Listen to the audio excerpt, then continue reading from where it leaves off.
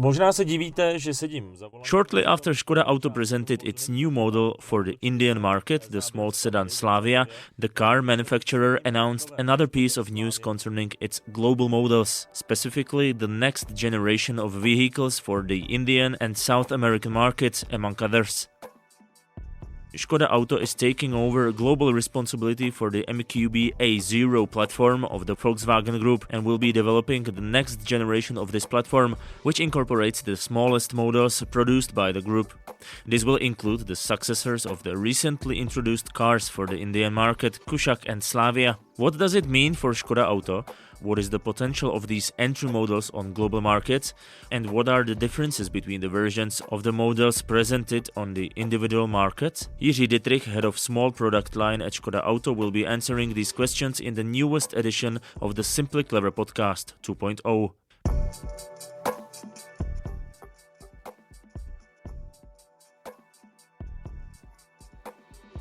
Thank you for coming to the customer center here in Mladá Boleslav. Hello, Vojta. We'll be talking about the new platform that Škoda Auto plan to develop for global markets, if I'm saying this right. What exactly does it mean and why is it such exciting news?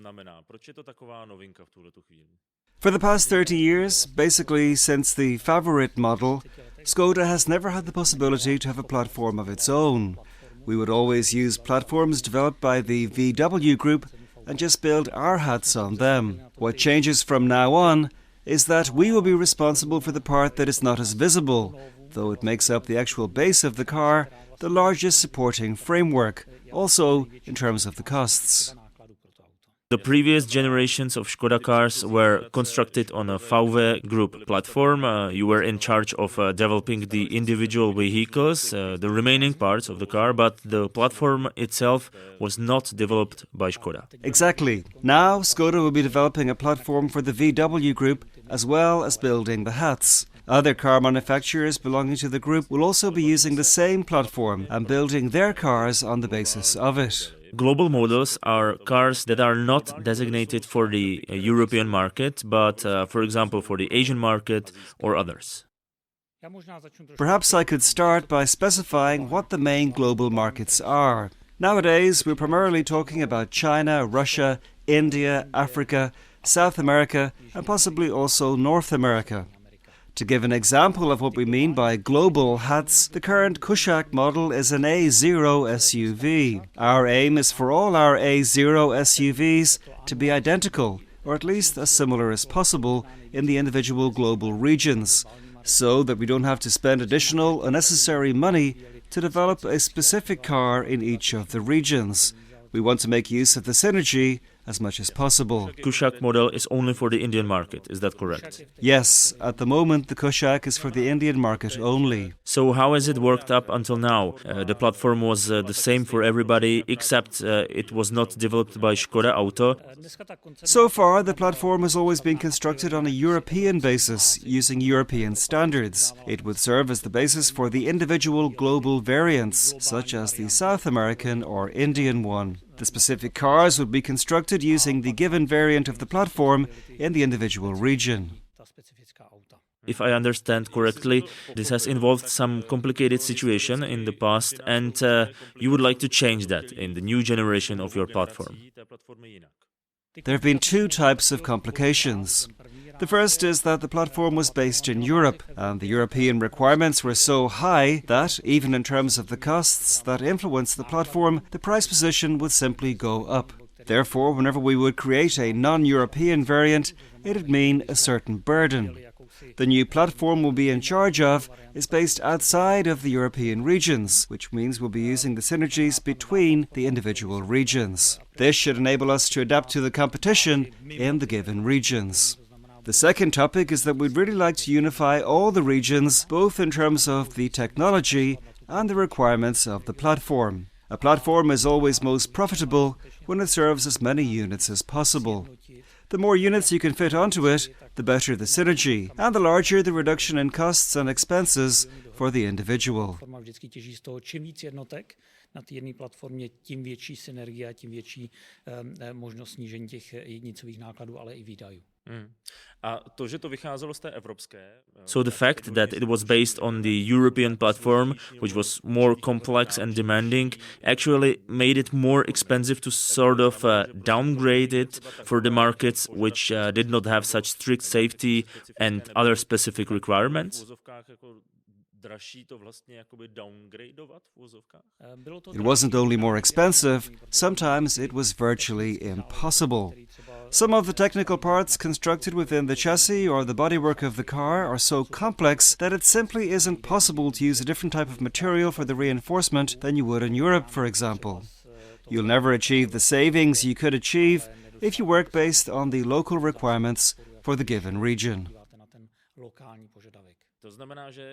Are you saying that your philosophy for the next generation of the global platform is that it will be more universal? Does this mean that there will also be a lower number of the car models produced, that perhaps there will be just one version of the model, possibly with different names on the individual markets? You are going to have a very similar car in all the regions with less differences in details than in the previous generations?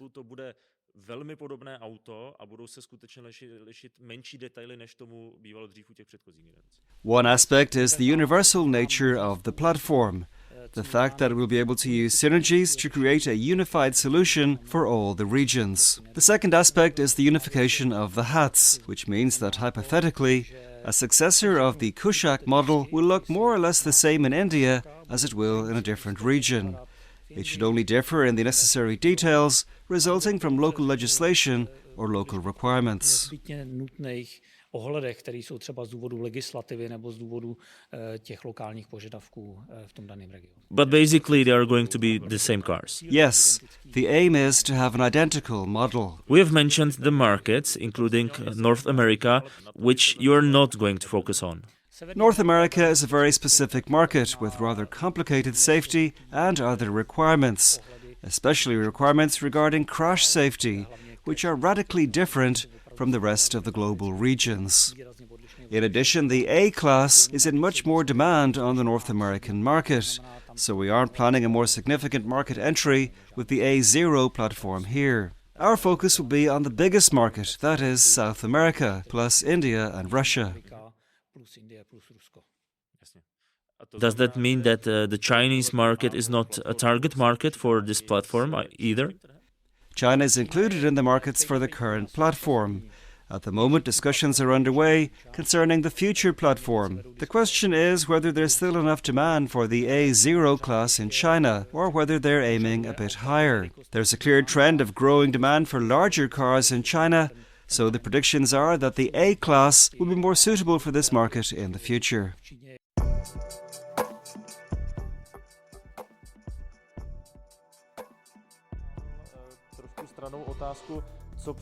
There's one question that I've been keeping in store for Jiří Dytrych. What exactly does the platform include? To see the theory in practice, we moved from the customer center to the Škoda Museum in Mladá Boleslav, where the Kushaq and Slavia models are newly on exhibit. Could we have a closer look at what the platform really is, now that we are actually standing in front of the Slavia? Is there any part of the platform that I can actually see? Well, what you can see very nicely here is that you can't see any of it. The platform incorporates all the chassis parts, the main structure of the bodywork, which also accounts for the firmness and solidity of the car. Then you have the engine. Inside of the car, we're talking about the air conditioning, the electrical architecture, the seat frames, basically all the things that are tailored to suit the brand. So if I wanted to get the platform now, simplifying matters a bit, I would basically have to take off all the painted parts. In the interior, the dashboard would have to come off, the car seats covers and such, and I'd be left with the engine, probably some safety elements and so on, and then all the electronics, which play an increasingly important role nowadays. Exactly. These are the basic elements of the platform: the chassis, the engine, the framework of the seat, and the interior equipment. If I've understood correctly, you will try to preserve as many of the hardware parts as possible in the new generation of the A0 platform, while the significant changes will concern the electrical systems, what the car can do, its safety systems, communication systems, and so on. The largest impact is expected when it comes to the safety requirements of the individual markets. This concerns assistance systems, engines, and connectivity, which is something customers in these regions expect more and more. The bulk of the changes will therefore relate to the E-architecture, while making use of already existing things that could simply be adapted to suit the new era. We're looking at the cars designated in simplified terms for the Indian market. What sets them apart, or more precisely, how do the requirements differ from the European ones? I'm going to state the obvious now, but when I look at them, I can't tell any difference whatsoever, apart from the fact that the steering wheel is on the right side, both in the Kushaq and in the Slavia. Tak já řeknu, úplně základ je to, jak to v tom regionu, ty regiony jsou trošičku jiný, jsou víc náročný na to, The regions are slightly different. They have higher demands in connection with the type of driving. For example, in India, the vehicles need a larger ground clearance as there are many speed bumps on the roads. The standard technical solution wouldn't last when these are driven over at a higher speed. So the stress areas need to be reinforced. Okay, so using simple terms, you need tougher shock absorbers and bigger ride height. The cars need to have a higher position, yes. The ground clearance of the Kushaq is as high as 187 millimeters. In terms of the usage of the car, India is a very warm country, so you need to have much stronger air conditioning. And while in Europe heated seats are standard equipment, in India the seats are equipped with seat ventilation. In fact, that was one of the first things I noticed when I sat in the car, because that is something you would only get as extra equipment here in Europe. Yes, and I'm happy to say that the Kushaq is the first car to introduce this among our competitors. You also mentioned the engines. Is there anything specific about those? Of course, this mainly depends on the customer requirements in the given region. In some regions, there's a high demand for MPI engines with direct fuel injection. But in India, for example, customers prefer turbocharged engines, so 1.0 TSI is the basis. The 1.0 TSI is fully localized, which is important for the Indian market. Is that because people in India generally tend to carry heavier loads, so they need stronger cars? It's more about the customer perception. The competition in the region produces cars in certain ways, and of course the engine preferences are slightly different. Let me give you another example. In Brazil, ethanol fuel is widely used. So if we didn't offer ethanol in our platform in this region, we wouldn't be able to do any business at all on this market.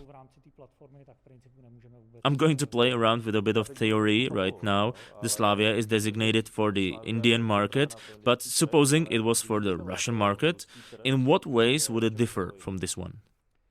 India is a hot weather market, whereas in Russia we're dealing with the complete opposite. It's nothing unusual for temperatures to drop below minus 20 degrees Celsius. Apart from the weather conditions, the roads are also different. So customer expectations vary based on these and other factors. In Russia, for example, customers prefer MPI engines to TSI engines. When we took part in the roundtable discussion on this topic, there was one thing that captured my attention. You said that the cars need to be adjusted to meet the specific market and legislative requirements, but that you also need to keep in mind where the cars are being produced and who the suppliers are. In Europe, for example, different materials are used than in Russia, India, or other regions. That's right. These aspects tend to blend because you need to have a high degree of localization on these markets. In India, for example, the localization is at approximately 96%. Local suppliers often have a problem producing standard injection molded plastics, so it's much more efficient to simply use sheet metal. It has its advantages because the material is tougher and more shockproof, which can be a benefit when you have a lot of speed bumps on the roads, like in India. The metal can bend, but it certainly won't break. The issue of the supplier base is a very complex one, and again, it differs in each of the regions. The technologies and equipment that the suppliers have access to varies quite dramatically. A large portion of our work will consist of trying to achieve synergy between the three regions, so it all works well together, and so that we have as much volume as possible for one version of the platform. We're standing in front of recently introduced car models. The Slavia is only a few weeks old, the Kushaq only a few months. Unless I'm mistaken, these are the last generations of the global models constructed on the older platform, and you are going to be developing the successor of these models. Yes, as far as the new platform is concerned, the first hats should be available sometime in the second half of this decade, and the models are indeed going to be the successors of these two vehicles, for example. The question is, of course, which of the regions they'll be used in. It should definitely be one of our Skoda regions. That means one of the first cars constructed on the new platform that you will be developing will most probably be a Kushaq, perhaps just with a different name. The trend on the global markets is very similar to Europe. Europe has experienced a huge rise in demand for SUV vehicles, and the same is to be expected in the global regions. Like you said, a Kushaq successor is a very likely first entry.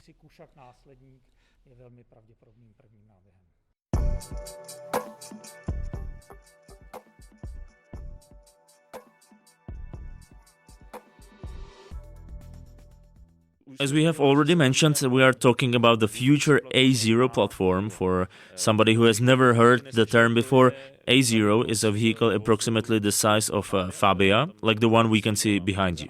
The Fabia standing behind us has a total length of 4.1 meters.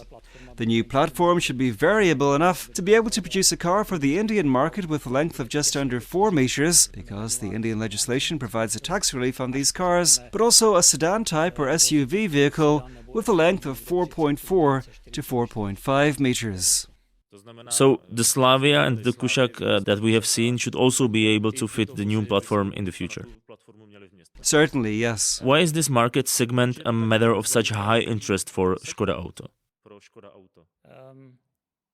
The segment isn't only important to Škoda Auto, it's very important to the VW Group as a whole. If we compare where we stood in 2019 with expectations for 2030 in the global markets section, the expected growth is of 45%. In addition, the A0 segment, comprising vehicles of up to 4.5 meters in length, is the largest market segment in these regions. At the roundtable on the development of this platform, you mentioned that in the upcoming years there is a potential of 7.5 million vehicles per cycle, if I remember correctly. Yes, that's one cycle of the platform. The number of the models of the individual brands planned for the first cycle of the platform is between 7.4 and 7.5 million. That is 1 to 1.2 million vehicles per year.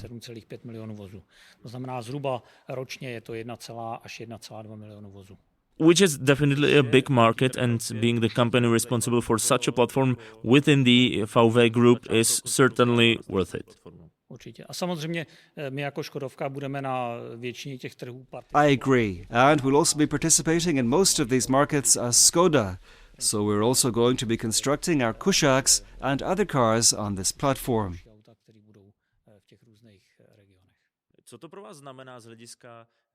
What does this mean for you in operational terms? What is going to change from now on? I presume that since you have not been able to run your own platform before, you're going to have to establish new teams, delegate some responsibilities, and so on.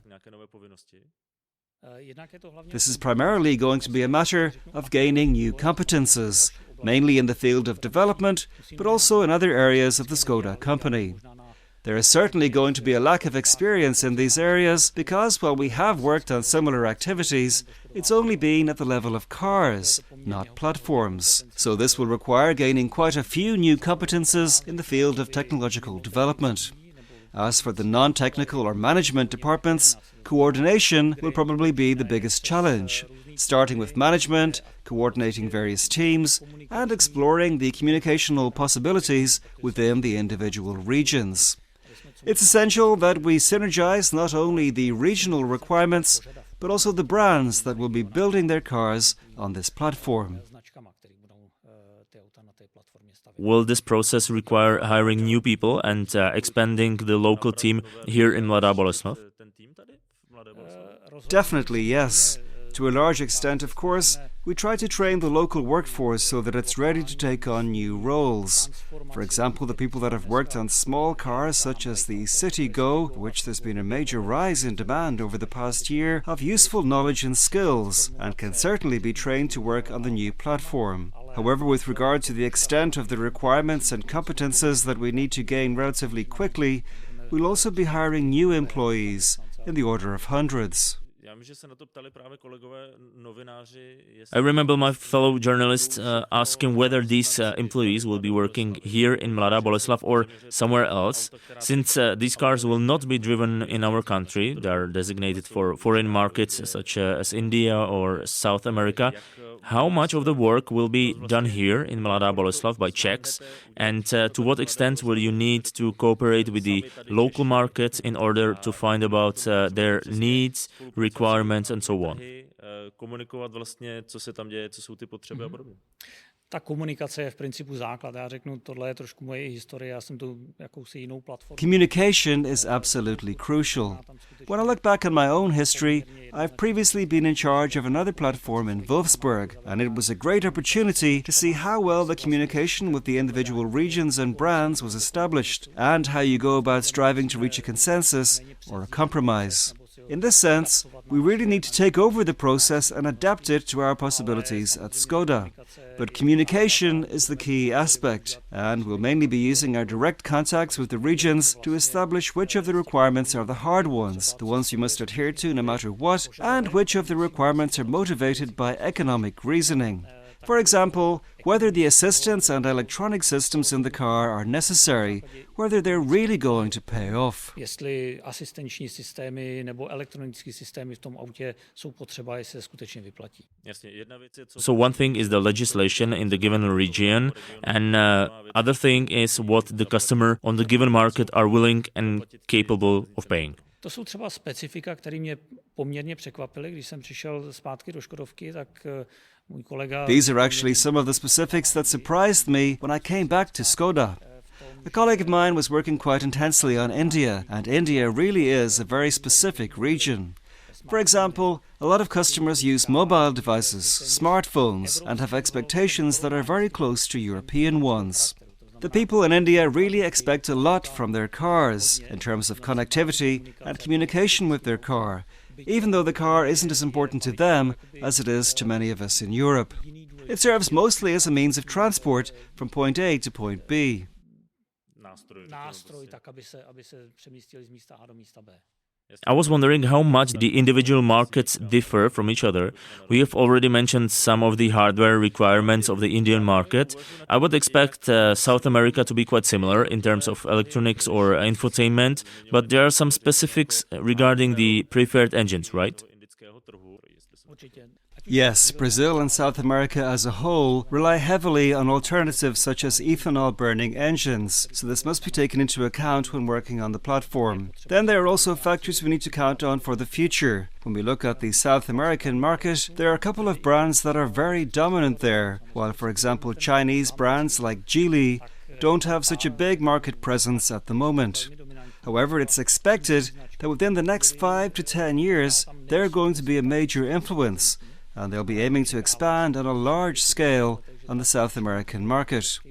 So, from the point of view of the VW Group, we've got to strive to really provide tailor-made solutions for our target customers in order to be successful in the region.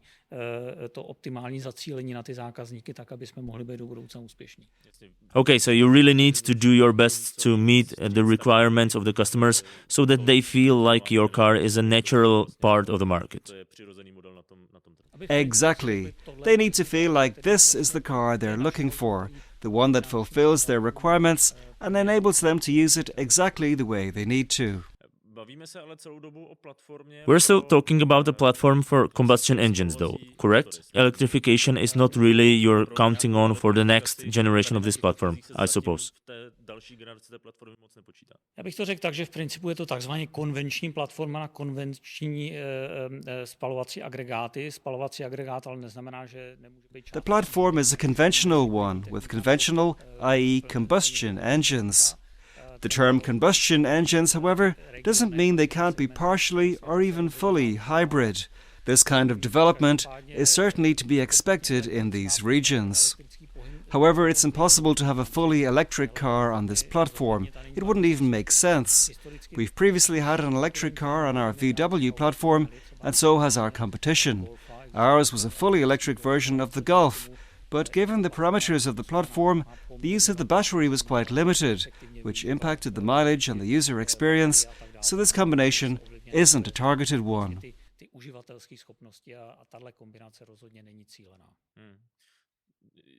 I don't want to push you too hard into making predictions about the future, but does this mean that the next cycle of the new generation of the platforms will not include fully electric cars on the global market?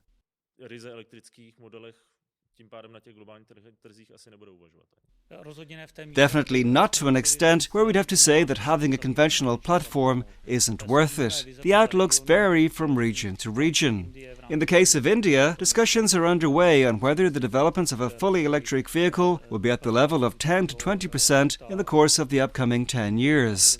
Given the penetration of A0 vehicles in the region, you'll still need to have conventional cars.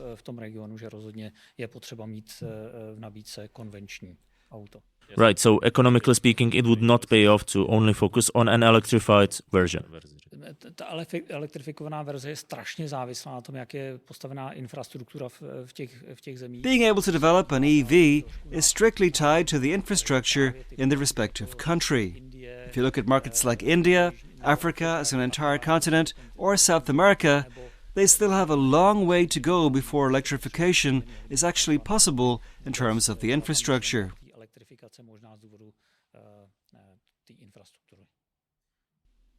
I'll do a bit of prophesizing now. We're talking about the upcoming generation of the platform, where the new models should be on the market approximately 5 years from now. Is that correct?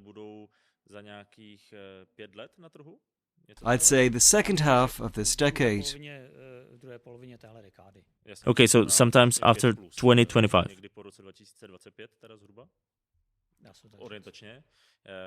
So if everything goes well, and fingers crossed, you manage to fulfill the market potential and the development of the new platform by Škoda proves a success, is there any chance you could be in charge of other platforms as well in the future, possibly including a small platform for EVs? I'd say, in fact, that this is a personal goal of sorts. It's my conviction, because in order for Skoda to even be able to consider being responsible for an innovative platform, we first need to show that we can handle conventional technology. Proving that you can do it on a platform with a long future ahead is great, but for me, this is really more about getting our foot in the door, to show we can do this, and then we'd like to take on further responsibilities. Mindful of our simply clever motto, I think a small BEV platform would really suit us. So my personal goal would be to get to that point.